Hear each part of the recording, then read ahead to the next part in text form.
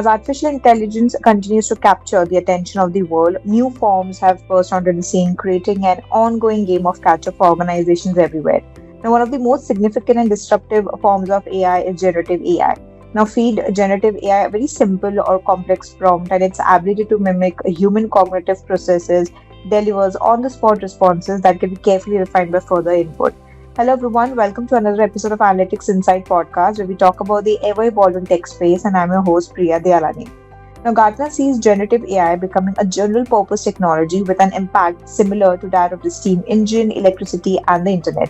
Now, the hype will subside as the reality of implementation sets in, but the impact of generative AI will grow as people and enterprises discover more innovative applications for the technology in daily work and life. Now, today, to gain more insights around generative AI and how we can probably integrate this cutting edge technology effectively in our daily business operations, let's welcome Sagar PV, CTO at Mindsprint. Hi, Sagar, how are you doing? Yeah, hi Priya. I'm good. Thank you. Thanks for having me here. Great. Thank you so much, Sagar, for taking all the time and being here on the podcast. It's a pleasure to have you with us.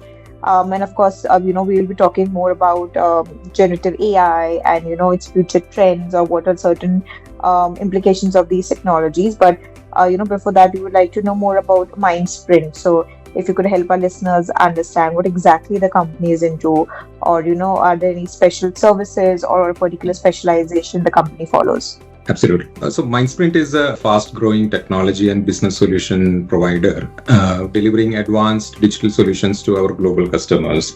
So we actually transitioned from being a captive model, but our philosophy has always remained the same, right? To do purpose-built solutions that drive business outcomes. Now, that makes us or puts us in a bit of a unique position, right, where we bring the best of the two worlds. The reason why I say that is because of our journey from being a captive shared services tech arm of a 40 billion large organization, food and agri commodity trading organization, to a very forward-looking IT services organization. And that has actually shaped our ability to deliver impactful and enterprise-grade transformations for our customers. Now, our specialization has been in building scalable, flexible, and industry-specific tech solutions, which drives transformation in the customer organization across key sectors like food and agri, retail and CPG, consumer goods, and manufacturing, and healthcare and life science. What we do is we use the deep expertise in these domains, and we craft end-to-end solutions that helps our customers and their businesses to stay ahead of the curve. Our capabilities includes starting from intelligent automation to advanced AI, including Gen AI, the topic that we would speak about today, building purposeful digital products and platforms for our customers and taking them to the cloud. What we do is in the process, we try to empower our customers and the larger enterprises to make data-driven decisions, and in the process help them to optimize their operations and unlock new growth opportunities for the customers. Mindsprint always have been built with the philosophy of innovative or innovation first culture, and has been very entrepreneurial in its journey so far. So that's the two key aspects that differentiates us from a lot of our competitors in the market. And obviously that helps us to deliver great outcomes for our customers, but also helps our employees to shape their career in this organization. So that's a bit of a brief about what Mindsprint does. Great. Thank you for that insightful introduction. And it's really fascinating to hear how Mindsprint is driving innovation in a digital transformation era. And of course, given the rapid advancements in technology, particularly in artificial intelligence and automation, I think it's really crucial for organizations to stay ahead of the curve. And that's where I think Mindsprint can come into picture with its strong foundation and expertise, I would say. Having said that, Sagar, we would also like to know more about you. So if you could, tell us more about yourself, how has your journey been till date? And what exactly is your role towards Mindsprint, or what triggered your interest at Mindsprint? Yeah, so I've been in this industry for close to 25 years now, and I can say that I was some of the fortunate ones who got to play different roles as in the last 2 decades and a half. So I've done wide variety of roles, starting from being a hardcore technologist, playing the role across business consulting, domain consulting. I have spearheaded multi-year large product rollouts, and in my previous experiences, I have built practices grounds up. And in the recent work that I'm doing in Mindsprint, or the role that I am playing in Mindsprint, is to basically be part of the core team of the leadership, which is transitioning a captive services organization to a fast forward looking IT services organization, right? So that's exactly that's an exciting journey where we are part of creating something great value for our customers. Take the goodness that we have created as being an IT captive organization for over a couple of decades, and how do we use some of the business solutions, the platforms, and become a more asset-led IT services organization for the future, right? So that's what the primary focus for me in Mindsprint is. And in my current role as the Chief Technology Officer for Mindsprint, I wear multiple hats. The first role that I have is around being the technology evangelist. So the technology and innovation charter for the organization is with me and my team. So we focus on emerging tech. We do a lot of experimentation. We fail in many of the experimentation. We succeed in some of them. But the idea is to identify the potential of the new technology that is emerging in the industry, and how to use that to solve some of the business problems that we have, both from what we perceive from the industry perspective, as well as for our existing customer base. The second role that I have is I lead all the practices from the go-to-market perspective. So building the capabilities that we have, strengthening the capabilities that we have currently, and then incubate newer capabilities which we can take it to the market is an additional responsibility that I have. The third hat that I wear is leading the overall pursuit management, along with a smart bunch of solution architects, enterprise architects, who work very closely with the bid management team to create innovative solutions and value propositions for our customers. And the last role that I play for the organization is the overall internal IT, which is the enterprise IT that does the work for Mindsprint, also is managed by me and my team. So these are the four hats that I wear, but as being part of the executive committee of the organization, I play a significant role in driving change. As you know, the industry is changing very fast. The technology is changing at an unprecedented pace. And this requires an organization of 3,000 plus employees to also change according to the way the industry is changing. So a lot of the change management, change related initiatives also I lead for the organization. Great, that's pretty much impressive.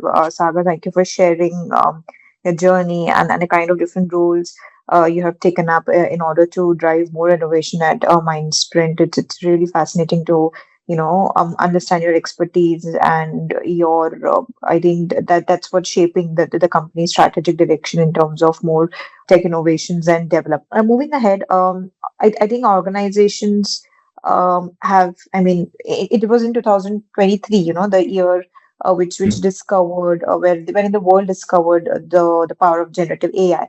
And it was in 2024 where organizations truly began using AI and deriving more business value from this new technology. So I was just reading this recent report by McKinsey, which stated that 65% of the respondents report that their organizations are generally or often using generative AI. And of course, they're also being able to see material benefits like reporting both cost decreases and revenue jumps in the business units when deploying this technology. So I think the benefits of generative AI are plenty, which include faster product development, enhanced customer experience, and improved employee productivity. But again, the specifics or the benefits depends on the use case eventually. So how do you think that generative AI can deliver similar value or output when it comes to solving highly specialized industry challenges? Yeah, very good question. So I think over the last, I know that AI has been in the industry for quite some time, not just 2023, but much before that. But I think the whole generative AI completely disrupted the industry.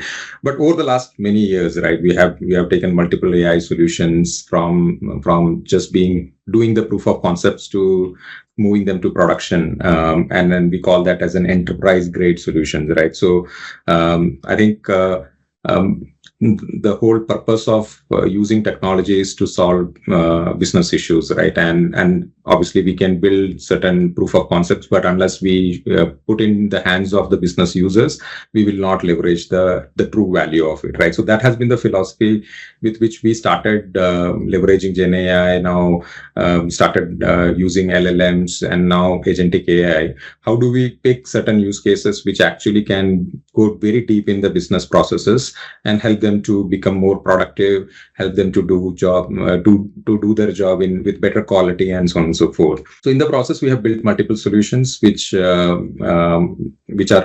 in the areas like finance, procurement, in the legal function, and being an IT services organization, we have a large engineering group. So how do we help the engineering organization to do their job much faster with better quality is also has been a focus for us. Now, we have been leveraging AI, and we have started leveraging agentic AI also to scale our innovation through autonomy, to ensure that AI is just not an assistant for you, but it is also a decision-taking agent for you, right? So in the process, obviously, I'll take few examples of the solutions that we have built.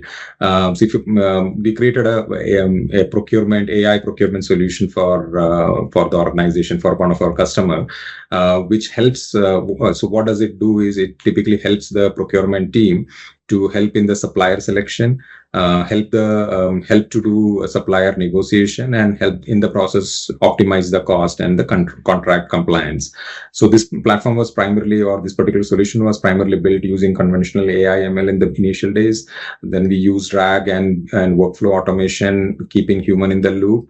And with the recent advent of agentic AI, we were able to automate multiple business workflow, so that the job that typically a procurement manager does can be reduced to half, right? Now, because of that, the procurement manager is able to do a very high value task and able to do more work with lesser time. So that was one solution which we did for procurement function. Similarly, for finance, especially if you look at some of the large trading organizations, which are some of our customers, they always grapple with the idea of how much liquidity they should keep in their hand, right? Because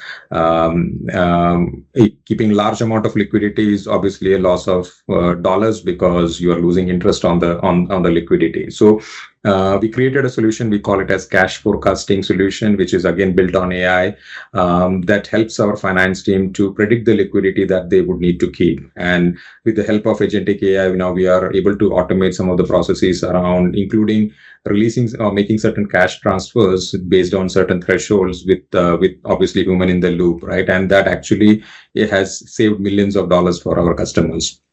Another one which we did for our enabling function, which is legal, because typically in any enterprise you go, you will find legal as a very small unit. And if an enterprise is dealing with large amount of suppliers, vendors, they get bogged down by the amount of contracts that they have to work with, right? So we built again a legal AI solution that helps them to redline your contract against the baseline that we have given them. It also helps to highlight any kind of infringement which can be detected against a particular product specs. And with agentic AI, we were able to enhance the solution to continuously scan the regulatory updates and the policy updates and flag any kind of a compliance risk. So the reason why I'm picking up some of these hardcore business processes is because many organizations have done workflow automations and engineer productivity improvement and so on and so forth. But unless we take some of these AI solutions and, as you asked, like take it to the highly specialized industries, it will not create the value that it is supposed to create, right? So that's exactly what we have done, and that's where a lot of customers like to work with us, because with our deep knowledge in some of these core domains, we are able to actually create value with the use of technology. Great. Thank you for sharing some really insightful pointers, Sagar, and of course giving those examples at what different technologies and solutions the Mindsprint is offering, and how it is kind of trying to change the monotonous or the mainstream business operations that we have been using till date.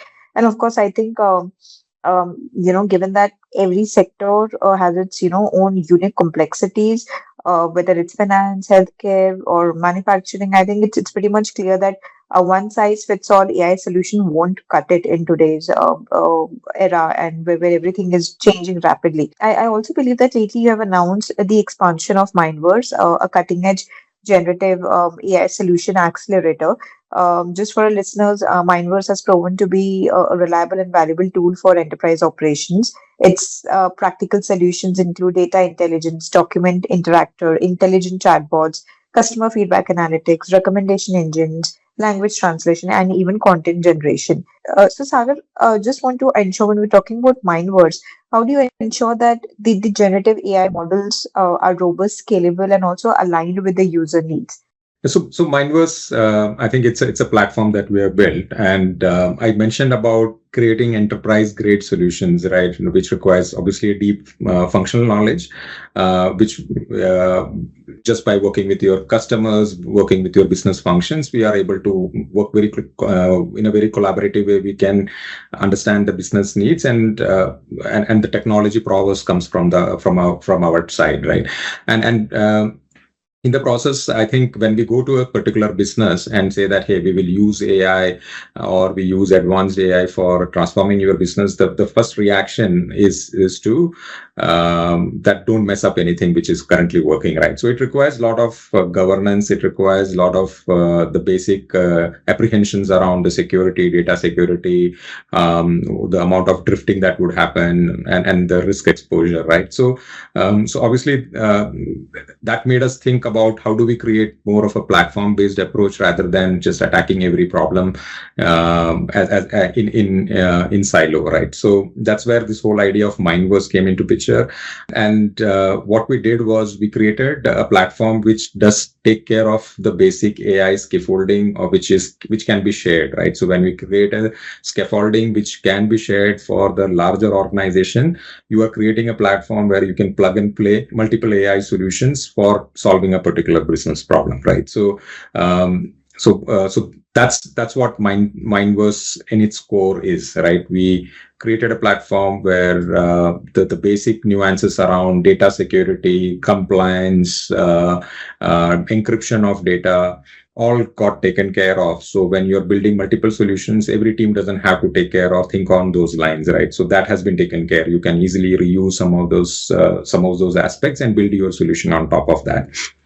Now, obviously, we use Mindverse as a marketplace internally for Mindsprint because it's a platform where all the AI solutions which we have built, both for our engineering team as well as for our enabling functions, as well as for a lot of our customers, we have put that as a marketplace, right, where it can become a reusable assets for scaling the solutions across business processes, different business processes. Right now, some of the examples that you mentioned around document interactors. So if you have a document and you say 30 MB document and you want to interact with the document, we have a solution. You just upload the document and you can start asking questions, right? So that's your document interactor. Similarly, for any kind of an IT policy, you put that IT policy document into the place, or you can give a SharePoint link to this particular platform, and then you can start interacting with your and ask certain questions, like on a chat bot for inquiring about the IT policies. It could be HR policies and so on and so forth. Similarly, created a document translator, which translates documents into 100+ languages, and many solutions does that, but we try to preserve the original context and the flavor of the document, so that when the document undergoes conversion, it doesn't lose the context, right? Similarly, there are solutions like which does automated product recommendation, which, for example, if you have, based on the personalization against a particular past historical data around sales for a particular customer base, we can have a very highly personalized recommendation engine created. That is one of the plug and play solution that we have. Another one which we call it as material classification, which comes very handy in the manufacturing industry, is for classifying a particular material under different categories. Completely Gen AI based solution, and that has taken the accuracy level from 40%, which typically happens when we do it manually, versus around 98-99%, which is Gen AI driven, right? And this is helping many of our customers to create spend cube analytics around where do you spend, or which material you spend the most in an organization, right? So we started off with 2 solutions, then we scaled up to around 10, and now it has become a marketplace with more than 25 plus solutions that are hosted on Mindverse as a platform. And how it is helping us is, whenever any new solution or a new customer ask comes, we have a reusable assets which we are able to leverage for the benefit of the customer. So that Mindverse, in short, is a platform that has taken care of the security, the confidentiality, the compliance, and in the process has helped us to democratize the overall spread of AI solution across the enterprise and for all our customers as well.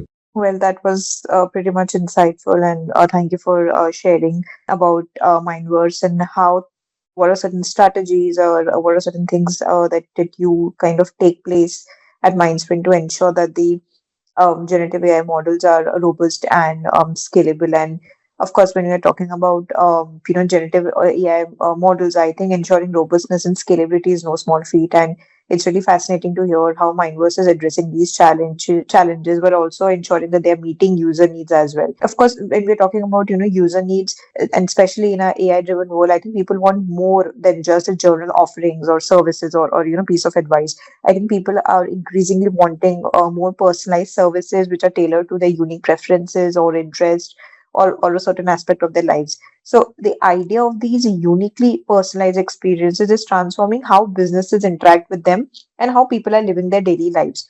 But with the help of AI, and in particular generative I think companies are now able to create these deeply personalized experiences, which we are nowadays calling it as hyper personalized products and services or hyper personalized experiences. So, how do you think that generative AI is one of the enabler or is one of the drivers of, driving the hyper personalized products and services trend? Of course, I think one of the earliest use cases of Gen AI was primarily around how do we create the content, how do we personalize those content for a specific customer base, right? And I think obviously multiple industries have taken that approach to personalize that, and that is helping them for better customer reach outs, customer acquisitions, doing better customer engagement on a real time basis, right?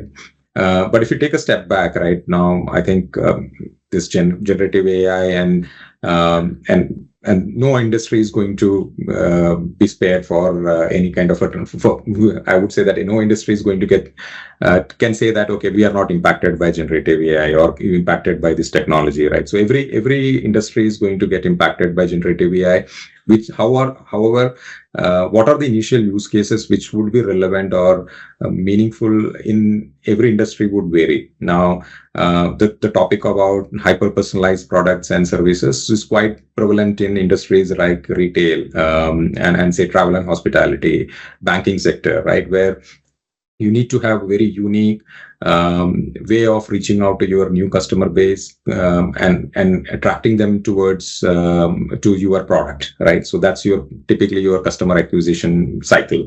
And once you have got the customer, it's very important to retain the customer, and that is possible if you are able to engage with the customer in meaningful way.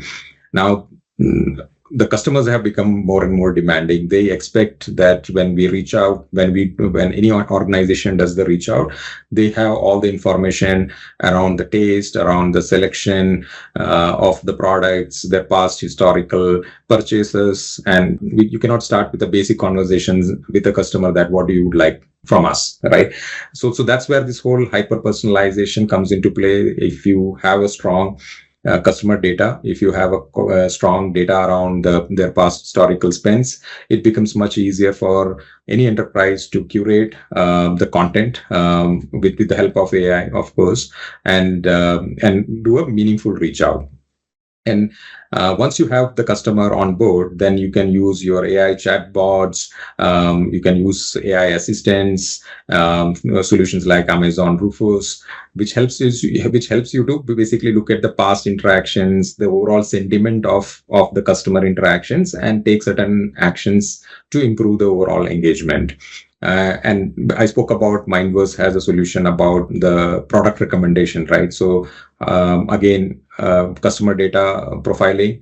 How do we use that data to create segmentation of customer, and then based on the historical trends, how do we recommend certain products which would be of area of interest for them? So retail, for example, is an industry where retail and travel and hospitality is primarily an industry. I would say to a certain extent, retail banking as well, where you see personalization of products, personalization in the reach out from the customer acquisition and customer engagement is where the Gen AI is taking a very meaningful role, or playing a very meaningful role, right?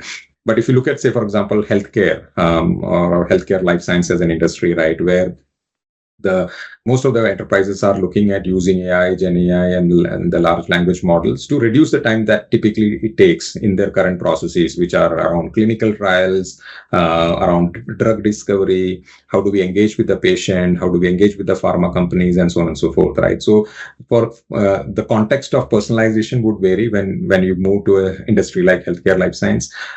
So, how do we engage with the patient on their wellness journey, right? How do we engage with them to ensure that they get the right medication at the right time? How do we create the awareness on certain disease to a certain group of people who are more eligible to prone to get that disease because of certain demographic situations? So that becomes a more of a personalized touch points for certain industries like healthcare and life science. And for example, now if you shift bit and then go to manufacturing industries, the most of the industries are looking how do they streamline their and get more visibility across their supply chain, and using AI at the edge, right, which is like looking at the manufacturing plants for doing predictive maintenance. For them, the customer is the shop floor manager, shop floor engineer, and how do we touch the life of those in for manufacturing client? They become their employees, becomes a customer, right? So because what you produce is what you're going to sell. So how are we using AI to make the life of your shop floor managers and shop floor engineers better with predictive maintenance and giving the operational excellence data in their hands is another way to look at from the hyper personalization perspective, and across different industries, different use cases. But I think the theme of hyper personalization and getting the right data in the hands of the users is very important, and AI has a significant role to play in this space. Well, I completely agree with you that AI is definitely playing a very important role in terms of how we are delivering personalized experiences. And of course, some of the industries that you mentioned definitely makes a lot of sense. Because in today's world, if personalization is something a particular organization or a company is not offering, it becomes very difficult for them to make a mark in the industry, as well as earn that customer trust, which of course comes when you're able to give personalization, or what we call as a hyper personalized services. So I think at the end of the day, whether we are talking about how we can build generative AI models more robust or scalable, or how we are probably ensuring transparency and accountability, it's all about eliminating the black box mystery of AI and providing insight into how and why of AI decision making. Now, as extraordinary as these advances are, and also with generative AI coming into picture, I think we have a long way to go in terms of what new advances probably we can bring up in terms of AI's potential. So for you, Sagar, what does the next frontier of generative AI looks like in your opinion, or what do you think is more beyond generative AI that we can expect in the coming years? I think all of us have to look at AI as a force multiplier right now. I think there is a lot of debate happening in the industry that AI will replace jobs. So my personal opinion is the future isn't about AI replacing jobs.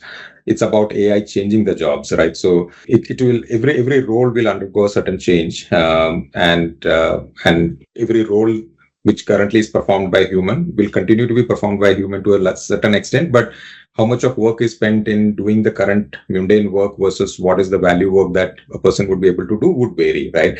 Now, The enterprises that are embracing AI as an augmentation tool, doing significant investment in AI talent development, and also for fostering the culture of human and machine collaboration are the ones which will help us or which will lead in the innovation in the coming years, right?